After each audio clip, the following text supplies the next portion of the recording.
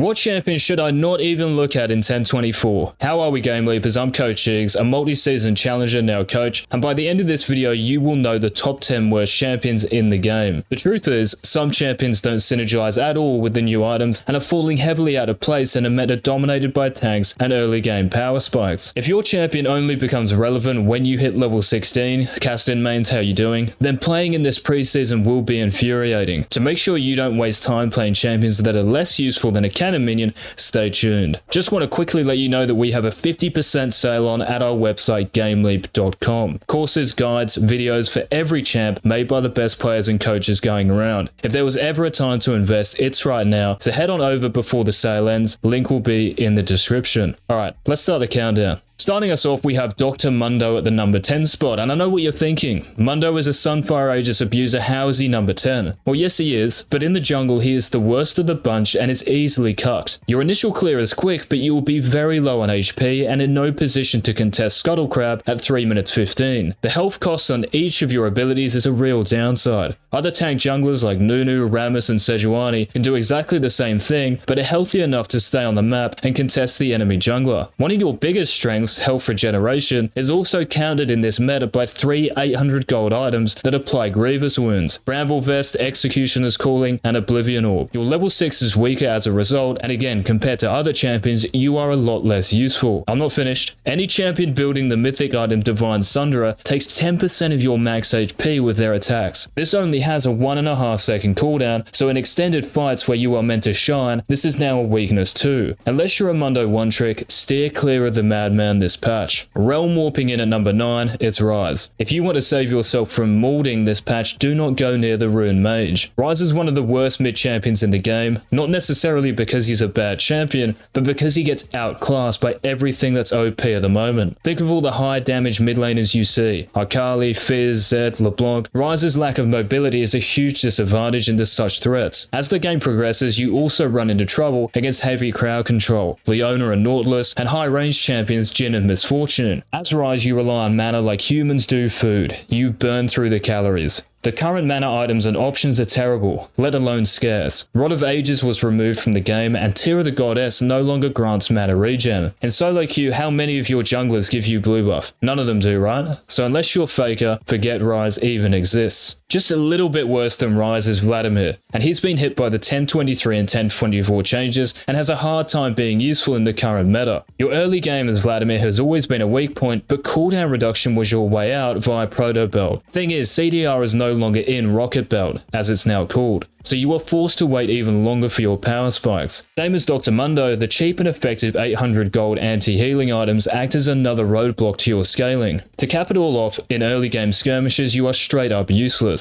Your long cooldowns and lack of CC almost force you to play like an assassin instead of a battle mage. With a 44% win rate in high elo career, success on Vladimir is very tough to come by, so stay away from picking the vampire this patch. The half-brothers are next on our list at the number 7 spot, Yasuo and Yone. The only reason you ban either of these two from now on is to stop your mid laner from going 0 and 10, not because Yone or Yasuo is broken. Maybe you did before this patch and you were ahead of the curve. With the changes to the interaction between Ginsu's Rageblade and their crit passive, both Ys are in a terrible spot and borderline unplayable. Both of your favourite Samurai's win rates have declined at least 2% in the first few days of 1024 since this change. The crit nerfs, the change to Rageblade, it's all too much. For the first time in my life, I actually think I feel sorry for Yasuo players. These are dark days ahead. Pouncing in at number 6, it's Rengar. Now I'm a cat guy, but unfortunately Rengar is a shade of his former self. Tiamat gone, Rengar gone. That's the equation, guys. As Rengar, the old Tiamat was what defined your early game. It helped you sustain and clear camps efficiently, and was also a valuable part of your combos, being able to animation cancel and increase your damage per second. In turn, the first 5 levels of a game are worse than ever, and even when you hit level 6, you are behind every other jungler. What are you meant to do against the Graves invading you? Or a Nunu with Barmy Cinder running at you? Not a lot, if anything. The fact Rengar's win rate has dropped to 44% from 50% across all elos since the Tiamat change sums up how bad this kitty has become. Next up at the number 5 spot, we have the second weakest AD carry in 1024. Xayah. Even if you love Xayah and you want your E-boy to play Rakan, don't. Straight up. In lane, you are incredibly weak against meta ADCs and supports. Jhin, Misfortune, Samira. All of them are safer and boast greater range and damage advantages. Alistar, Leona, Nautilus. These meatheads can easily force your ultimate, as can the meta mid laners and junglers, and if you're not level 6, one combo is enough to ruin your day. Your short range and bad wave clear mean you have no priority in lane, and you have to hope your team is doing well enough so you can scale to a point where the enemy team finally realizes, oh, there's a Xayah in the game. The critical strike changes at the beginning of the preseason have dented Xayah's functionality. There are other AD carries that hit 10 times harder with the same items. Kai'Sa, Vayne, Draven, and she takes way too long to come online compared to her fellow marksmen. On top of all that, as Xayah, you are way too ultimate reliant in an environment packed full of high engaged tanks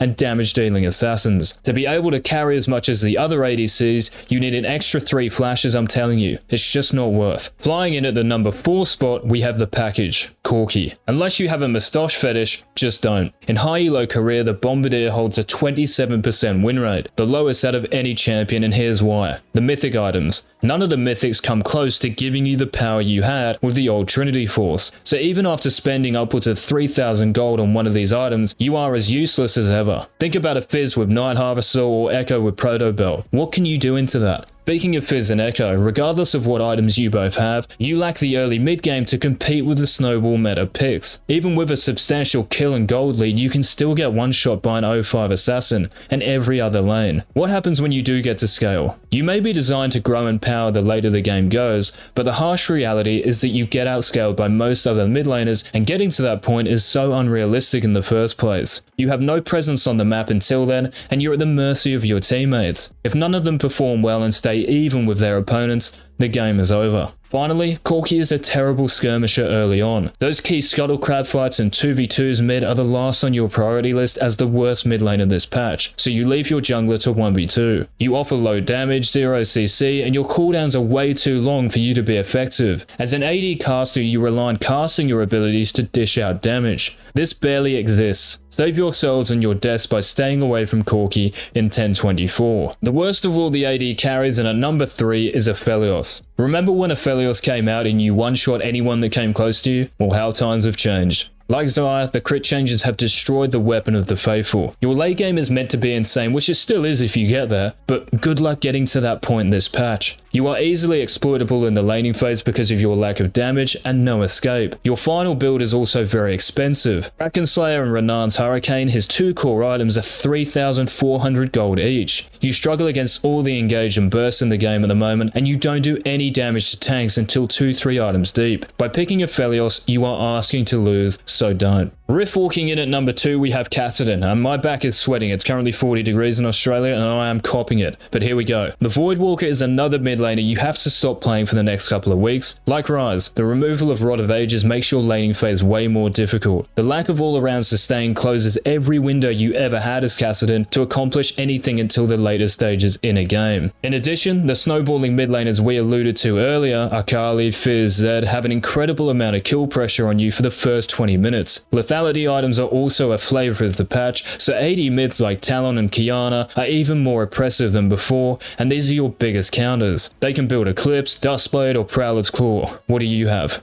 Peanuts. You have no standout mythic item to work towards. There's no big power spike anymore, and this puts you in a Grand Canyon sized hole against other champions that spike a lot harder off their mythics. Luden sounds good, as does Liandry's. Ability power, mana and cooldown, but what's stopping you from getting one shot? Riff walk out of place just once and you're done. Rowey gave you the health you needed to grind through the early mid game, now there is no survivability. One of your favorite runes, Presence of Mind, which was an important part of your kit, no longer provides bonus flat mana, so you're until you reach your Mythic and Seraph's Embrace. You may reach level 16 and 4 or 5 items in a few games, but you'll be ripping your hair out in most of them. Maybe that's why I'm balding. The worst champion in League at the moment is Talia, and she obviously fills our number 1 spot. Whether you play the Stoneweaver mid or jungle, she is the most useless champion in the game. Where do we start? High mana cost, lack of mana items, early game cooldowns, no real identity, is she a battle mage or not? Great ultimate on paper, but weak in practice. She's squishy, easy to one-shot. What more do you want? Talia has so much potential as a champion, right? Her ability to shove waves and roam with her wall was what made her unique. What makes her unique now? Nothing, just being the worst. Don't bother, guys. If you want to make use of your time and give yourself the best chance of improving and climbing, then avoid the champions on this list, GameLeapers. They are cursed. 50% off GameLeap.com. Check it out before leaving. I will find you if you don't. This has been Coach Cheese, and until next time,